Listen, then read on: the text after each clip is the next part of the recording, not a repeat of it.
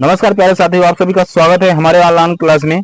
और जैसा कि आप सभी देख पा रहे हैं, आज हम लोग भिन्न से संबंधित जितने भी महत्वपूर्ण टॉपिक हैं भिन्न के, उन सभी को देखेंगे। कि आप यहाँ पे देखेंगे उचित भिन्न क्या होता है, अनुचित भिन्न क्या होता है, मिश्रित भिन्न क्या होता है, इकाई भिन्न क्या होता है, समान भिन्न क्या होता है, असमान भिन्न क्या होता है, तुल्य भिन्न क्या होता है। यानी कि जितने भी भिन्न से संबंधित जितनी भी परिभाषा हो सकती हैं, सभी परिभाषाओं को यहाँ पे देखेंगे और एग्जाम्पल के साथ देखते हुए आगे बढ़ेंगे। और जो भी साथी नए जुड़े हैं, कृपया हमारे चैनल को सब्सक्राइब कर दें, शेयर भी कर दें, ताकि ऐसी वीडियो आप तक पहुंचती रहेगी। तो चलिए स्टार्ट करते हैं। तो यहाँ पे आप देख पा रहे हैं कि भिन्न क्या है, इन सभी बातों को अच्छी तरीके से देख लेते हैं। तो चलिए स्टार्ट करते हैं।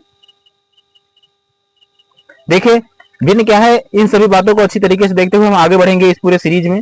देखिए भिन्न क्या है, भिन्न की परिभाषा हमने यहाँ पे मेंशन किया है। पहले समझते हैं भिन्न क्या है, उसके बाद हम क्या करेंगे, भिन्न के प्रकारों के बारे में अध्ययन करेंगे। चलिए देखिए, जैसे यहाँ लिखा है क्या भाई, भिन्न क्या है भाई, जब किसी संपूर्ण वस्तु को बराबर हिस्सों में बांटा जाता है और उन हिस्सों में से कुछ हिस्से को लिया जाता है तो उसे क्या कहते हैं, भिन्न कहते हैं। यानी आसान भाषा में क्या है, जैसे मान लीजिए कोई हमारे पास यह वस्तु है, ठीक, इसे कई पार्ट में आप क्या करिए, डिवाइड करिए। ठीक है, आप इस हिसाब से कई पार्ट में डिवाइड करेंगे। और उसके बाद क्या करेंगे, इसमें से अगर मान लीजिए हमको ये वाला पार्ट अगर ले रहे हैं तो यही क्या कहलाएगा भाई, भिन्न कहलाएगा। ठीक, यह परिभाषा यही चीज कह रहा है। यानी कि कहने का अर्थ यह है कि किसी भी वस्तु को क्या करिए भाई, बराबर बराबर हिस्सों में क्या करिए, बांटिए। और उन हिस्सों के क्या करिए, आप कुछ हिस्सों के ले लीजिए और उसके बाद क्या करिए, जो उससे जो भाग बनेगा, यानी जो हिस्सा जो कहलाएगा वह क्या कहलाएगा, भिन्न कहलाएगा।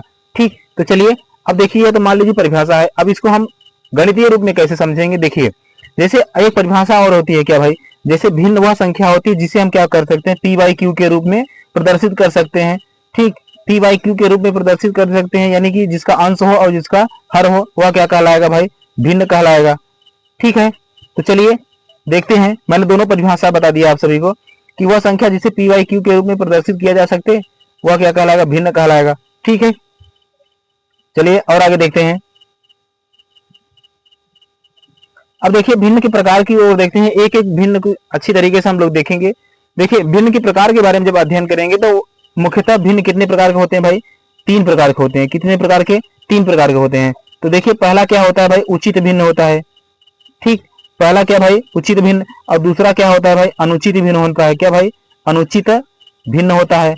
और उसके बाद तीसरा जो होता है क्या भाई, वह मिश्रित भिन्न होता है। क्या होता है भाई, मिश्रित भिन्न होता है।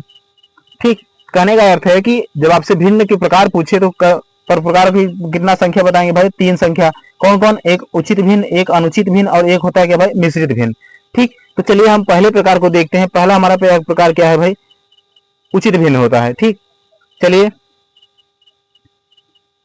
देखिए पहला प्रकार जो हमारा क्या भाई, उचित भिन्न होता है। देखिए उचित भिन्न किसे कहते हैं उसको देखते हैं। उचित भिन्न को देखते हैं। उचित भिन्न क्या कहलाता है कि जिस भिन्न में अंश जो है हर से क्या हो, छोटा हो, तो उसे क्या कहते हैं, उचित भिन्न कहते हैं। यानी कि यह जो हर है यह क्या होगा, हर समय बड़ा होगा और अंश क्या होगा, हर समय छोटा होगा, तो उसे क्या कहेंगे भाई, उचित भिन्न कहेंगे। यानी कि देखिए जैसे आप पी बाई क्यू के रूप में लिख रहे हैं तो इसे कहेंगे क्या भाई, अंश कहेंगे। ठीक है, और इसे क्या कहेंगे, हर कहेंगे। अब देखिए क्या कहेंगे, अब देखिए यह जो हर है यह क्या हो जाए, हर समय बड़ा रहेगा और यह अंश जो है यह क्या होगा, हर समय छोटा होगा। ठीक, उचित भिन्न में यह कंडीशन है। उचित भिन्न यह कहता है कि अंश जो है यह छोटा रहेगा और हर जो है हर समय क्या रहेगा, यह बड़ा रहेगा। ठीक, तो ये इस परिभाषा का अर्थ यही है कि उचित भिन्न किसे कहेंगे, जिस भिन्न में अंश जो है हर से क्या है, छोटा रहेगा, उसे क्या कहते हैं, उचित भिन्न कहते हैं। चलिए कुछ एग्जाम्पल को देखते हैं। जैसे देखिए, अब देखिए हम एग्जाम्पल को लिख रहे हैं, जैसे लिख रहे हैं 1/2। ठीक, अब इसमें देखिए इसे 1/2 है तो इसे क्या कहेंगे भाई, अंश कहेंगे। ठीक, और इसे क्या कहेंगे, हर कहेंगे। अब इसमें देखते हैं यह जो 2 है यह क्या है भाई, यह बड़ा है और 1 जो है यह क्या भाई, छोटा है। तो कहने का अर्थ है कि अंश छोटा रहेगा और हर बड़ा रहेगा, तो उसे क्या कहेंगे, उचित भिन्न कहेंगे। ठीक है, और एग्जाम्पल को देखते हैं। जैसे हमने एक एग्जाम्पल यहाँ पे मेंशन कर दिया क्या भाई, 2/5। अब देखिए यहाँ पे हर कितना है भाई, 5 और अंश कितना है, 2। अब देखिए जो है 2 छोटा हो गया और 5 क्या हो गया, बड़ा। यानी कि अंश छोटा है, हर बड़ा है, तो इसे क्या कहेंगे भाई, इसे उचित भिन्न कहेंगे। अब देखिए इसी कुछ विशेषताओं को देखते हैं, यानी उचित भिन्न की विशेषता क्या है। देखिए उचित भिन्न का मान हमेशा क्या होगा, 1 से छोटा होगा। यानी कि अगर जैसे आप देखिए 1/2 हमने एक एग्जाम्पल लिखा था, अब आप क्या करेंगे, 2 से भाग देंगे 1 में, अगर इसको भाग देंगे तो कितना उत्तर आएगा, 0.5 आएगा। ठीक, अब यह जब 0.5 आ जाएगा तो इसका कहने का अर्थ यही है कि पहला पॉइंट यह कह रहा है कि उचित भिन्न का जो मान होगा 1 से हमेशा क्या होगा भाई, छोटा होगा। ठीक, तो यह सभी आपसे एग्जाम में पूछ लिया जाता है कि उचित भिन्न का मान कैसा होगा, 1 से बड़ा, 1 से छोटा, या 1 के बराबर, या इनमें से कोई नहीं। तो आप उत्तर क्या लगाएंगे भाई, 1 से छोटा होगा। ठीक है, अगले विशेषता के ऊपर चलते हैं। अगला विशेषता हमारा ये कहता है, देखिए इसमें दशमलव में बदलने पर क्या होगा, मान 1 से हर समय क्या होगा, कम ही प्राप्त होगा। यानी कि आप इसे अंश बटा हर है तो इसे दशमलव के रूप में बदलेंगे। जैसे हमने अभी 0.5 उत्तर निकाला था, तो देखिए जब 0.5 निकाला था तो इसका मान क्या है, 1 से छोटा ही है, तो यही कह रहा है कि 1 से कम ही होगा। ठीक है, चलिए और आगे देखते हैं। अब देखते हैं हम लोग अनुचित भिन्न के प्रकार के, यानी कि दूसरा प्रकार हमारा क्या है भाई, अनुचित भिन्न। ठीक है, दूसरा प्रकार हमारा क्या है भाई, अनुचित भिन्न है। अब देखिए यह क्या, इसका परिभाषा क्या है कि जिस भिन्न में अंश जो है हर से क्या हो, बड़ा हो या हो बराबर हो, तो उसे क्या कहेंगे, अनुचित भिन्न कहेंगे। यानी कि क्या क्या कह रहा है कि अब क्या होगा, हर छोटा होगा, अंश क्या होगा, बड़ा होगा। कहने का अर्थ है कि जैसे देखिए आपने क्या, एक एग्जाम्पल लिख रहा हूं, जैसे 7/3। अब देखिए जब 7/3 हम लिखेंगे तो इसमें देखिए यह जो 7 है क्या कहे भाई, अंश है। ठीक है, और हर जो है क्या है भाई, 3 है। अब देखिए यह 7 जो है क्या भाई, यह बड़ा है, और उसके बाद हर क्या है, यह छोटा है।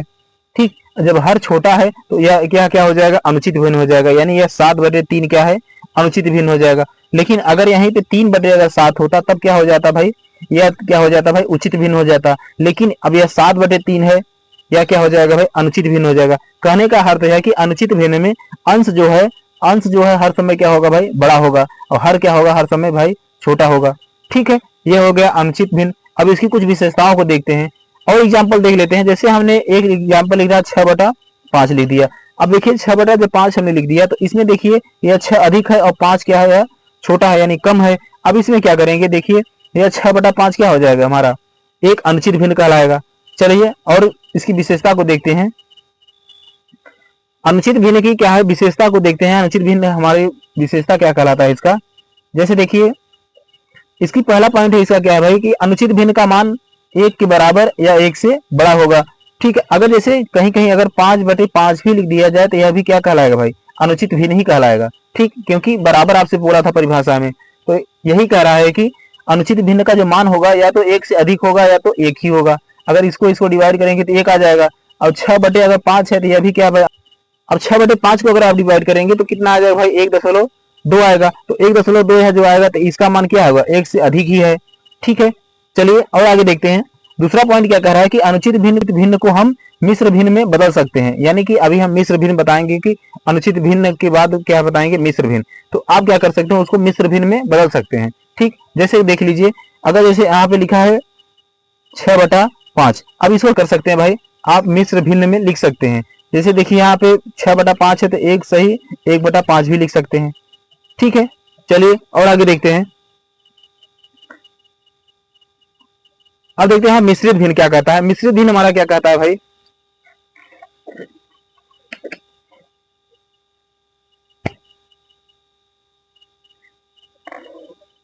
मिश्रित भिन्न की परिभाषा देखते हैं। तीसरा जो प्रकार हमारे पास निकल के आया क्या भाई, मिश्रित भिन्न।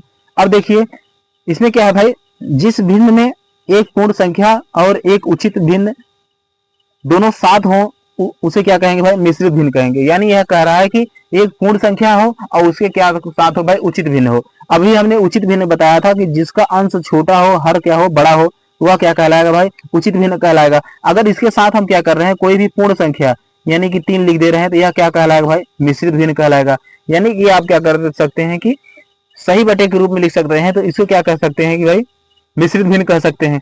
यानी कि एक पूर्ण संख्या कोई मान लीजिए अगर p आ रहा है, तो अगर उसके बाद क्या रहेगा, एक उचित भिन्न कोई भी रहेगा, तो मान लीजिए क्या हो जाएगा भाई, r और बटे क्या हो जाएगा भाई, q हो जाएगा। तो यह प्रकार जो कहलाएगा क्या हो जाएगा भाई, मिश्रित भिन्न कहलाएगा। लेकिन r इसमें क्या होगा भाई, r हर समय इसमें क्या होगा, छोटा होगा, और q हर समय क्या होगा भाई, बड़ा होगा। ठीक है, तो यह मिश्रित भिन्न के क्या हो गए, प्रकार हो गए। तो चलिए कुछ एग्जाम्पल को देखते हैं। जैसे देखिए जैसे हमने क्या कर दिया, एक एग्जाम्पल को लिख दे रहा हूँ क्या भाई, 4 सही 1/4। ठीक, अब देखिए जब 4 सही 4 1/4 को लिखेंगे तो यह क्या हो जाएगा भाई, एक मिश्रित भिन्न हो जाएगा। ठीक है, यानी मिश्रित भिन्न होगा, एक इसके साथ पूर्ण संख्या लिखा है और 1/4 जो लिखा है क्या भाई, उचित भिन्न है। ठीक, मैंने बताया उचित भिन्न में क्या होता है, अंश छोटा होता है और हर बड़ा होता है। ठीक, तो यह क्या हो जाएगा भाई, मिश्रित भिन्न कहलाएगा। चलिए, तो हमारा क्लास कैसा लग रहा है आप सब कमेंट बॉक्स में बताइए, क्योंकि मैंने एक एक टाइप को यहाँ पे मेंशन किया है, एक एक परिभाषा। विशेषता देखते हैं, विशेषता इसकी क्या कहती है। देखिए, मिश्रित भिन्न का मान क्या होगा, हमेशा 1 से बड़ा होगा। ठीक, मिश्रित भिन्न का मान जो होगा हमेशा 1 से अधिक होगा। और उसके दूसरा पॉइंट क्या कहते हैं कि इसे अनुचित भिन्न में बदला जा सकता है। ठीक, इसे क्या कर सकते हैं, अनुचित भिन्न में बदला जा सकता है। जैसे हमने लिखा 4 सही 1/4। अब इसको अनुचित भिन्न में बदलने के लिए आप क्या करेंगे, 4 से गुणा करेंगे 4 में।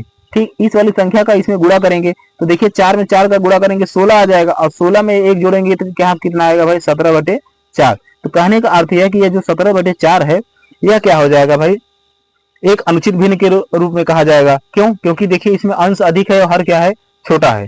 ठीक है, चलिए और आगे देखते हैं। तो देखिए मतलब मिश्रित भिन्न को क्या कर सकते हैं आप, अनुचित भिन्न में बदल सकते हैं।